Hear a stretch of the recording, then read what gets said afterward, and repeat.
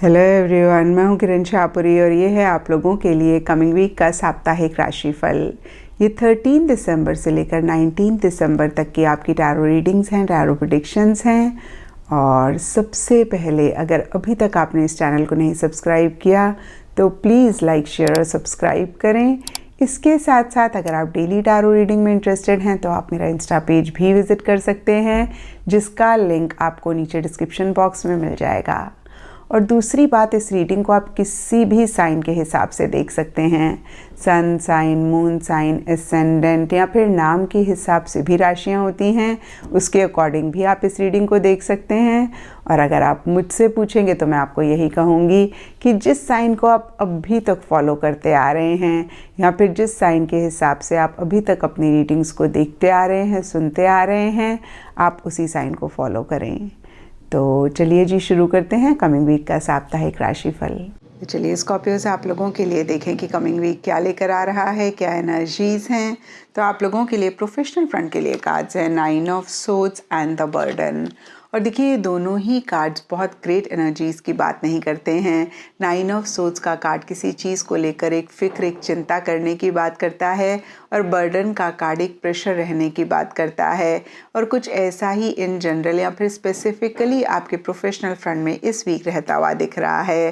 तो देखिए, सबसे पहली बात स्कॉर्पियोज़ की, इस चीज़ को सुन के आपने परेशान नहीं होना है, क्योंकि वीकली रीडिंग्स में बहुत बड़ी चीज़ें नहीं होती हैं, छोटी मोटी सी चीज़ें आपको परेशान कर सकती हैं। और देखिए, 9 ऑफ सोर्ड्स का कार्ड तो कहीं सेल्फ क्रिएटेड टेंशन या स्ट्रेस की बात करता है।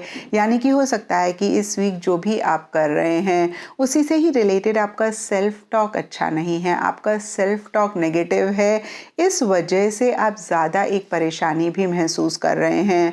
और देखिए, मोस्ट ऑफ द टाइम्स क्या होता है कि परेशानी तो होती है, इश्यूज़ तो आते हैं क्योंकि ये ज़िंदगी है, लेकिन उन इश्यूज़ को हम कितना बड़ा बनाएं, कितना छोटा बनाएं, ये बहुत हद तक हमारे ऊपर डिपेंड करता है।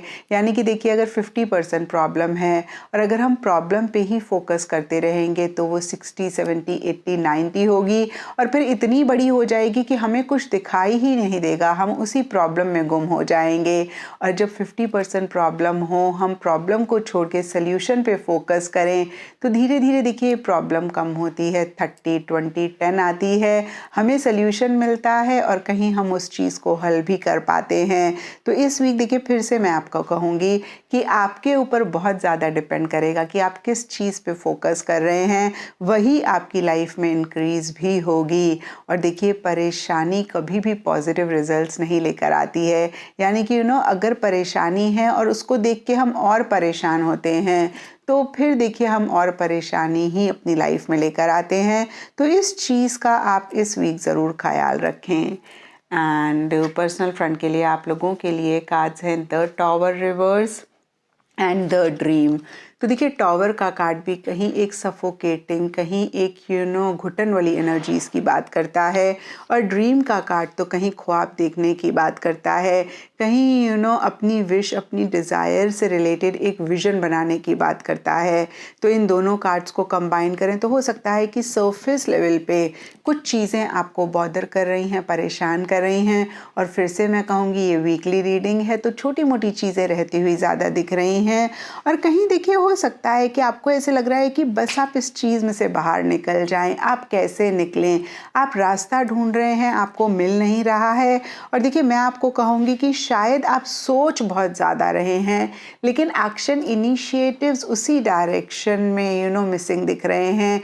यानी कि फिर से मैं कहूँगी कि एक ख्वाब आप बुन रहे हैं और उसी से ही रिलेटेड बहुत एक रिस्ट्रिक्शंस, बहुत एक लिमिटेशंस आप महसूस कर रहे हैं। और कहीं लिमिटेशंस पे ही अगेन आप इतना फोकस कर रहे हैं कि आप उसका हल, उसका सल्यूशन नहीं देख पा रहे हैं या नहीं ढूंढ पा रहे हैं।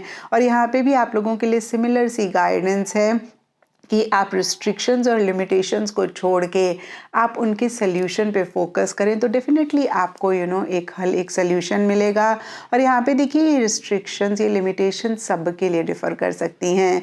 कुछ लोगों के लिए अपना ही थॉट प्रोसेस हो सकता है, अपना ही नेगेटिव बिलीफ सिस्टम हो सकता है। कुछ लोगों के लिए एक्सटर्नल हो सकती हैं, सोसाइटी की तरफ से, सिचुएशन, सर्कमस्टांसेस की तरफ से, लोगों की तरफ से। और फिर से मैं कहूँगी कि जो भी लिमिटेशंस, रिस्ट्रिक्शन ऑब्जेक्शंस हैं, आप उनमें से एक रास्ता ढूंढ सकते हैं, आप इसमें से बाहर निकल सकते हैं, आप इनको तोड़ सकते हैं अगर आप सल्यूशन पे फोकस करें, अगर आप उसके हल पे फोकस करें।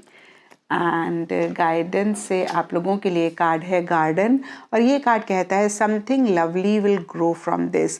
तो देखिए ये कार्ड भी यही कहता है कि जब इश्यूज मसले आते हैं तो हमारी चॉइस होती है कि हम उनको लेके परेशान हों या फिर हम उनमें से लर्निंग लें और कुछ ब्यूटीफुल अपनी लाइफ के लिए ग्रो करें। और देखिए यहाँ पे गार्डन का कार्ड एक और बात कहता है कि जितना आप इस वीक पॉजिटिव लोगों से कनेक्ट करेंगे, पॉजिटिव जगहों को विजिट करेंगे, जितना एक पॉजिटिविटी अपने माइंड में रखेंगे चीज़ों को लेकर, उतना ही आप चीज़ों को भी आसान करेंगे। एंड एस्ट्रोलॉजी से आप लोगों के लिए स्कॉर्पियो साइन का कार्ड है। तो फिर से देखिए बहुत सारे साइंस का इस बारी एस्ट्रोलॉजी में से सिमिलर सा साइन निकल रहा है। और ये कार्ड कहता है this energy is intense, masterful, thoughtful and magnetically charming but also secretive and possessive. तो किसी चीज़ को लेके थोड़े से सीक्रेटिव आप हो रहे हैं, इतना खुल के अपनी चीज़ों को नहीं एक्सप्रेस कर रहे हैं, पोजेसिवनेस भी रह सकती है और बहुत एक पैशनेट एनर्जीज भी किसी चीज़ के लिए आप इस वीक महसूस कर सकते हैं। तो देखिए यहाँ पे मैं आपको यही कहूँगी कि थोड़ा सा आप ख्याल रखें कि ये एनर्जीज आप पॉजिटिव चीज़ों पे ही इन्वेस्ट करें या फिर पॉजिटिव चीज़ों पे ही ऐसी एनर्जीज आप रखें। एंड स्कॉर्पियो साइन के पॉइंट ऑफ व्यू से देखें तो रेड कलर आप लोगों के लिए इस वीक लकी रह सकता है एंड सिग्निफिकेंट डे आप लोगों के लिए होगा ट्यूसडे। तो ये था स्कॉर्पियोज आप लोगों के लिए कमिंग वीक का साप्ताहिक राशिफल। और नीचे मुझे कमेंट सेक्शन पे ज़रूर बताएं कि ये कितना आपके साथ रेजोनेट किया, कितना आप कनेक्ट कर पाए।